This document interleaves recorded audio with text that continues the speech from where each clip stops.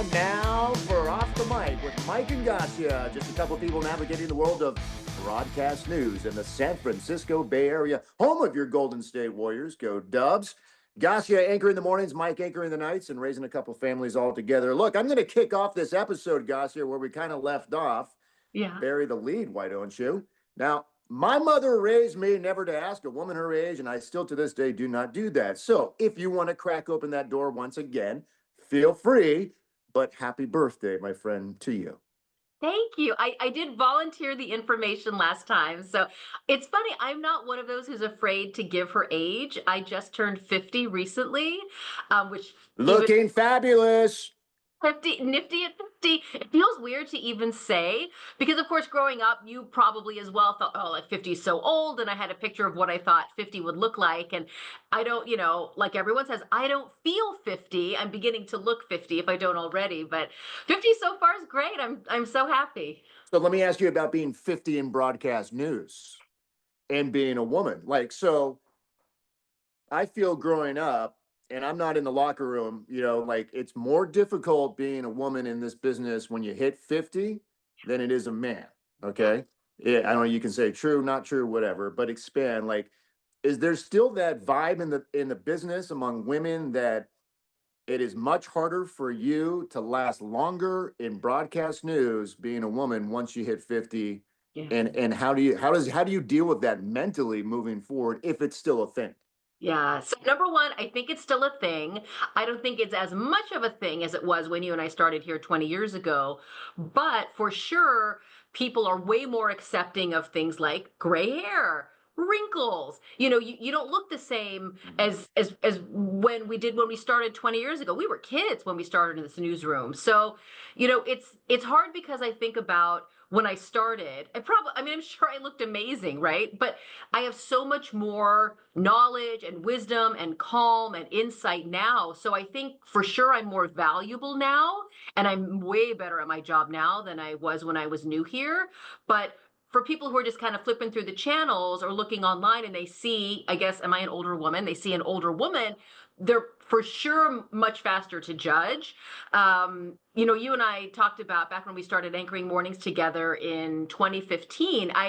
They asked me to join Mornings on 2 right before I turned 40 years old. And so I have to say the decade from 40 to 50 was amazing. I had great career success. I went from having 2 little toddlers to having these giant teenage boys.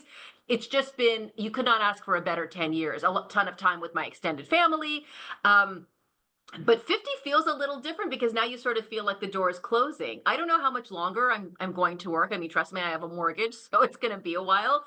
Every time I say this to people, they're like, "Oh, but what about Barbara Walters? What about Leslie Stahl?" And I say, "Okay, those are like 2 examples of the vast sea of men who are in their 60s and 70s, even in some cases early 80s, who are working in local news." So for sure that door kind of begins to close. I'm not super, so like to answer the question no one has asked, I haven't done anything. I mean, every now and then I do like a temporary, and you can probably see, yeah, you can see like all my grays. I do like a temporary color to try to get rid of most of my grays. That's normal. That's normal. I mean, yeah. Botox or skin resurfacing and it's weird because we have a producer here and you know who it is, but I'm not going to say her name. She just turned 30 and she said, "Oh, I got my Botox done today." And I go, you're 30? How long have you been doing Botox? And she goes, "Oh, a couple years. It's preventative." And I'm like, this woman could be my daughter, and she's been doing Botox for a couple years, and I've never done that. So that kind of, it twisted my mind a little bit, right? Well, I always like to think that people who last in this business, whether you're a man or a woman, are the people that got into it in the first place, not because they wanted to be on television. Yeah. Right. There are a large number of people who say, "Wow, this is cool.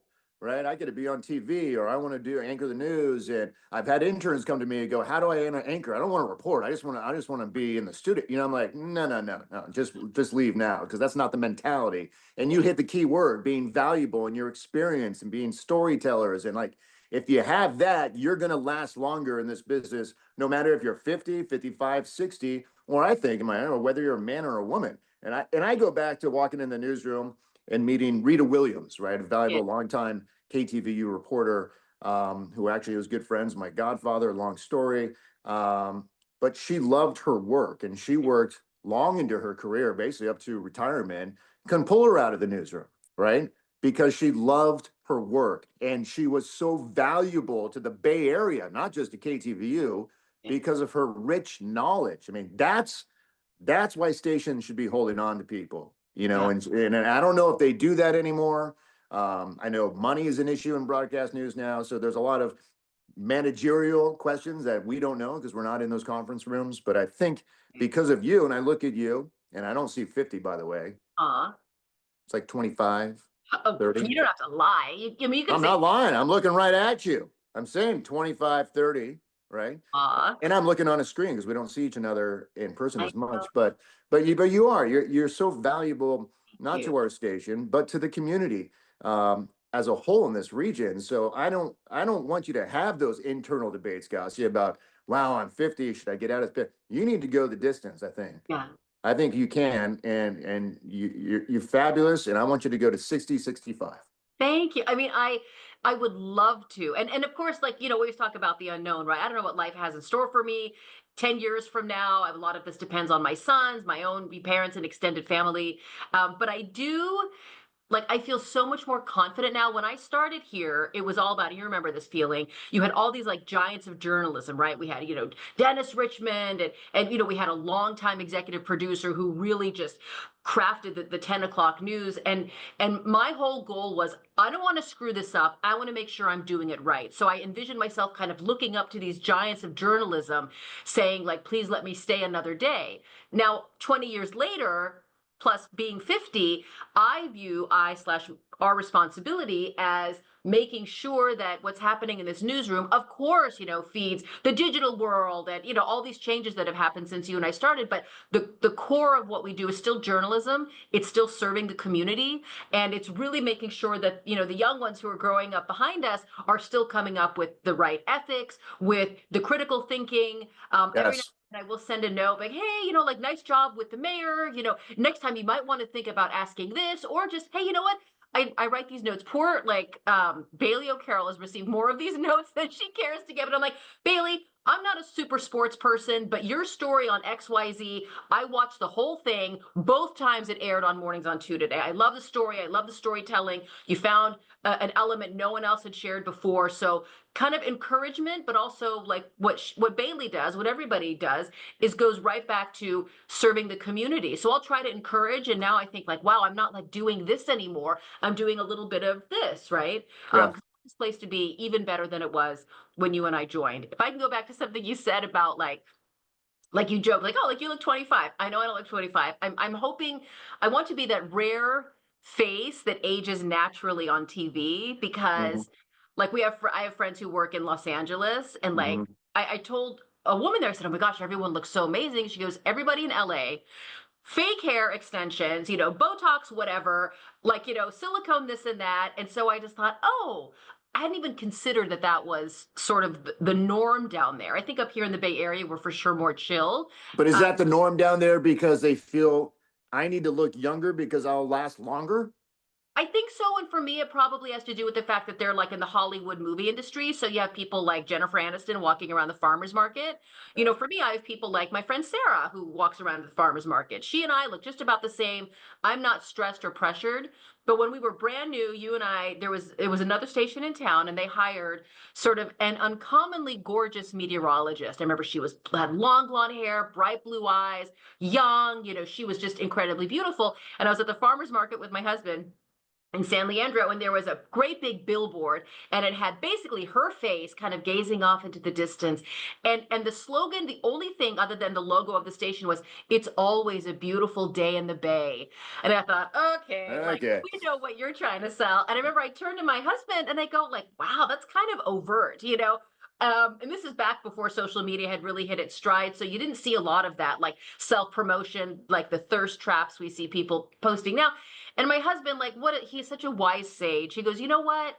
You shouldn't feel threatened by that because what she is promoting or what she is selling, essentially her beauty, that doesn't last forever. And Mm. he was right because society will not accept if we took that same meteorologist, she's probably, let's say she's 50 now. I don't know that society wants to see a 50-year-old meteorologist like gazing off into the distance. It's always a beautiful day in the bay. Mm, If you're selling your youth and your beauty, mm, that's fleeting, right? mm, That like the mm, shelf life on that, like you had to throw that out because mm. I can't trade on my looks because I'm not in my prime of my looks anymore. What I am Yeah. in my prime of is for sure confidence, Mm-hmm. experience, Mm-hmm. kind of the calm that I talked about of like when things happen and behind the scenes craziness, you don't see that on the air. You just Yeah. see I'm in charge. I'm going to make this okay. We had like a huge fumble with the teleprompter today, but nobody at home knew it because I was like, you know what? I don't need prompter. I know what I'm talking about. Let's go ahead and do this. Gasia, you're fired up. You're like giving a locker room speech right now. You are Exactly. ready to roll. Yeah. You Yeah. are Yeah. sticking around. Your husband, by the way, shout out, wise man, very Yeah. wise man. Yeah. Um, Viewer comments though. Yeah. So I get viewer comments about a tie, a wrinkle, Yeah. a hair. Um, what do we do with those, Gasia? Do we crinkle those up and just throw them away? Do we sit on those? I'm at the point where I'm like, no, it's just noise. Like if you want to be polite about something, Yeah. I'll listen. But Yeah. to me, and this comes with years of experience, Yeah. I think, in this business and dealing with this. Yeah. But we get it. We Yeah. get it. And as in this visual medium, we get it. And I don't think viewers may know how much we get it. But to me, it's noise and it's bye-bye, again, unless it is in a very polite response, which most of the time they are not. Yeah.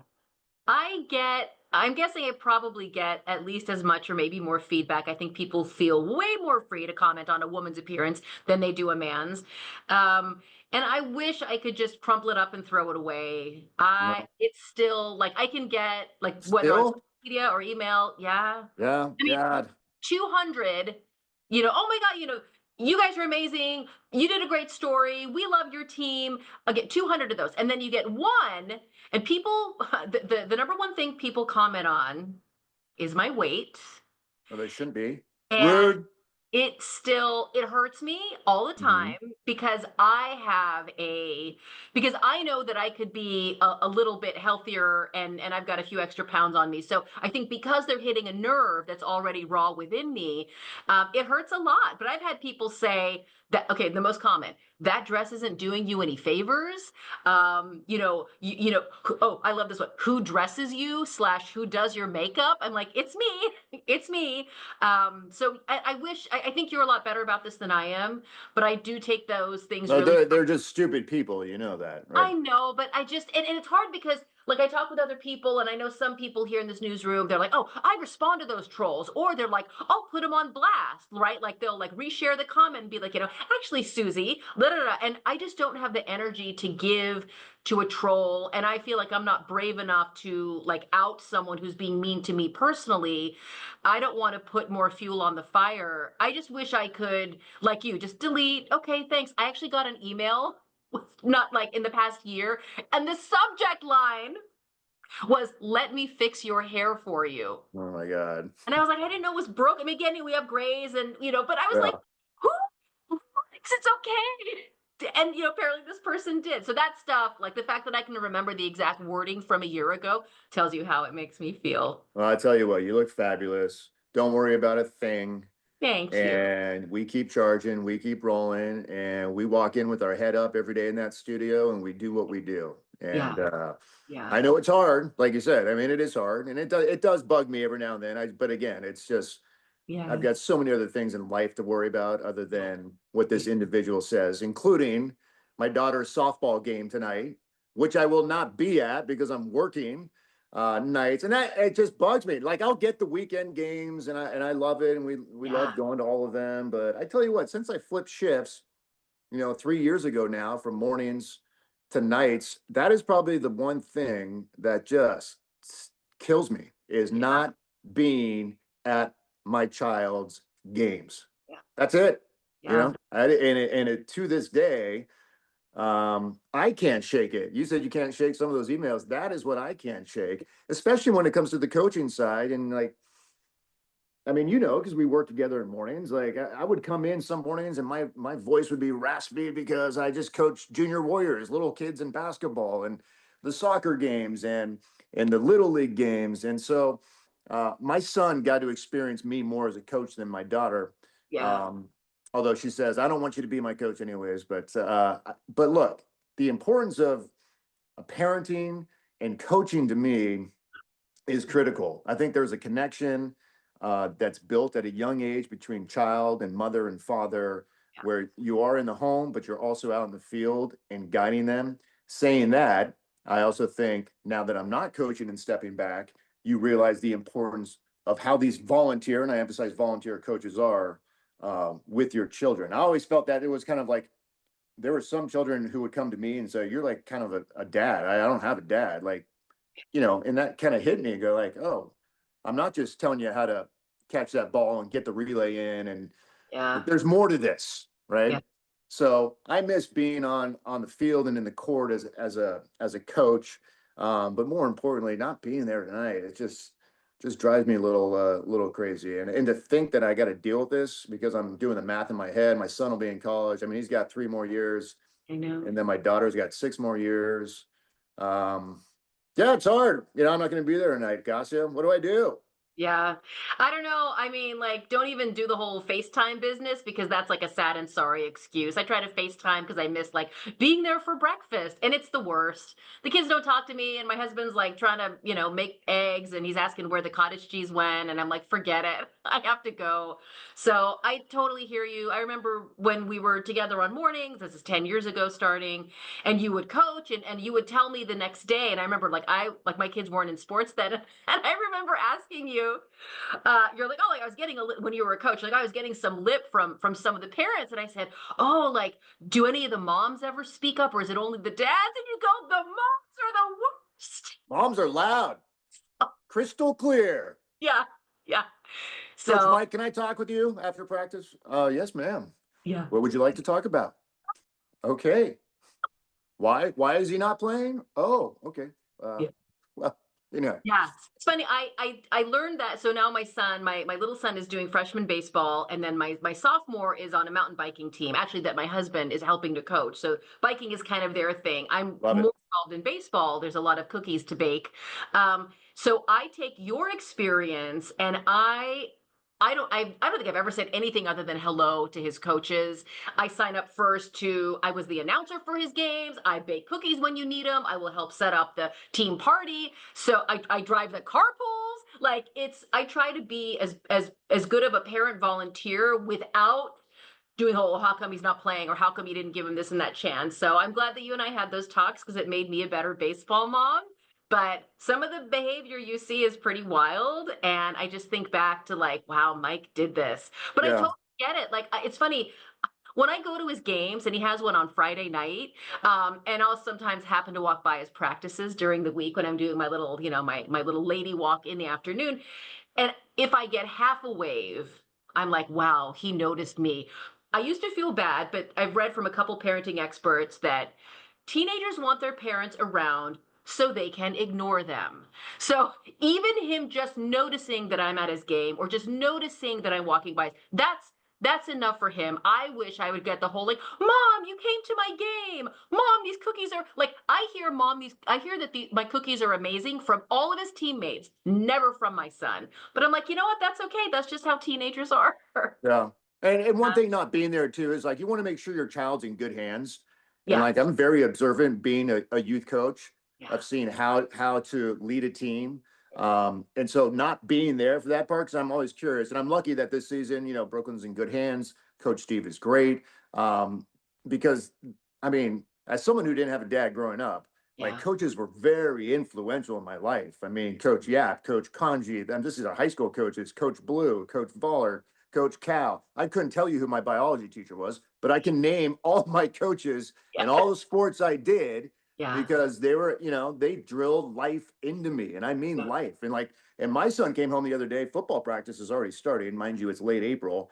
And he's throwing for being a quarterback and throwing the ball around. He said he didn't have a good session. And so he wanted to go up to the varsity coach and he said to use the word apologize to him. And the coach got pissed and is like, dude, don't apologize. Like, figure it out on the field. You figure it out, right? And it's got that kind of like military mental, that style. And these kids got to wear these same. Yeah, it's just like I love it. And I'm like, yeah, listen from that. He's like, why didn't he want me to apologize? I'm like, because you're moving up in the world, man. This is like real life experience. Like, imagine that reaction in a workplace. Like, your boss doesn't want, don't apologize to me. Just do your job, figure it out. And then when you start to shine a little bit, I'll come in and start to sprinkle some life and Yeah. advice and coach you. So it's exciting to see him like moving up age wise into the ranks of coaching, because when you get to those high school years, I think the coaching especially reflects on life lessons and what you can use from not just playing sports in high school, but how you use those lessons in life after school and you take them to college. So Yeah. I know he's in good hands there, but it was interesting to see the level of coaching off the field and the interpretation of it, I guess, if that makes sense, Yeah. at all. And he's embracing it. My son's like at first he was taken back a little bit, but I'm like, he's embracing it. And I'm like, what you got to do, man? You got to put the work in and shine, and don't expect compliments, dude. Like, you just put your head down and do your thing, Yeah. and then if you're doing it right, then they'll start to come, Yeah. and I think that's kind of like our business. Like, I never expected compliments or anything or guidance. Like, I always just did my thing, and then bosses would come. I don't know. Yeah. I'll throw a quote from Yoda that we often use in our house. Yoda, I didn't know you were a Star Wars person. Yeah, I only like the first three movies that were released, like A New Hope. The originals. Yeah, the three, like back when we were kids or not even born. All the other stuff I can take or leave. But the quote from Yoda is, "Do or do not. There is no try." I don't want to hear that you will try to come to dinner on time, that you will try to put your clothes in the laundry hamper, that you will try to be on time to school. Do or do not. There is no try. I love what your son did in holding himself accountable. And I will say, having a freshman sort of going to the varsity coach in a vulnerable position and saying, hey, I know I didn't do great. I'm going to do better. So the accountability on behalf of your son is amazing and very mature, because I'm trying to get my sons like, oh, hey, tell your teacher that XYZ. They're like, well, how about you write the email? Well, I don't know what to say. And I'm like, it's your teacher. I already did high school. So just the fact that he not confronted, but that he addressed his, not super great performance with an authority figure, that's like Agree. mature. Agree.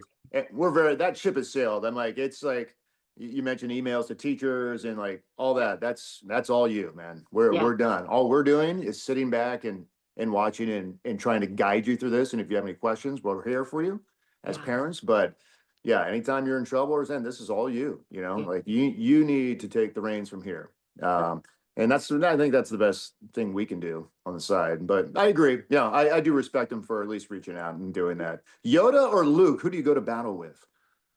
Like, who's on my side, or who do I want against? Who's on your side? Who would you rather go to battle with? I mean, Luke, and this should not be a reason, but Luke was so handsome in the first.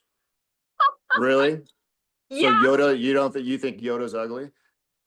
Yoda is not attractive to me. Yoda's soul is the most beautiful thing out there, I think. Soul is the most beautiful thing. So I guess if we were blindfolded, I would pick Yoda, but like, not to go back to like how important our looks, like, oh, Mark Hamill in his, like, what was that, early mid-20s to his early mid-30s, adorable. So yeah, he was super cute. Mark Hamill or Tom Selleck from Magnum PI? Oh, Mark Hamill all day long. Tom Selleck, no mustache, red Ferrari mustache. Nothing. There's nothing about Tom Selleck that appeals to me. I don't know how we got to this point, but happy birthday, by the way. Happy birthday. You're not too far behind when it comes to 50, so we'll have to do this again when you cross that. And I just want to say really quick, like, 50 isn't what it used to be. Like, when you and I were growing up, 50 was like ancient. But you know what I've realized, and I think you'll get what I'm saying. I'm like you. I'm one of 4 kids. You're the baby. I'm the second of 4. Life is all about milestones, right? Turning 50 is a major milestone. So what I thought when I turned 50, I thought, you know what? My parents are here to see their first 2 children turn 50. Amazing. My little sister turned 40 last year. My parents have been on this earth they started with just the two of them. They had 4 kids. Each of those 4 kids had 2 grandchildren. So my parents have seen all 4 of their kids turn 40. You tell me what's better than that. Blessed, Nothing.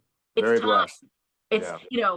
it's so I'm sure this resonates with you. I know we talk a lot about, you grew up without your father there, and you were so devoted to your mother, and I talked about time and what it's doing to our parents and how it changes your relationship. And so Yeah. yeah, it's wild. I'm so grateful. I'll take all the wrinkles, all the gray hair, all the whatever, because I'm just so fortunate.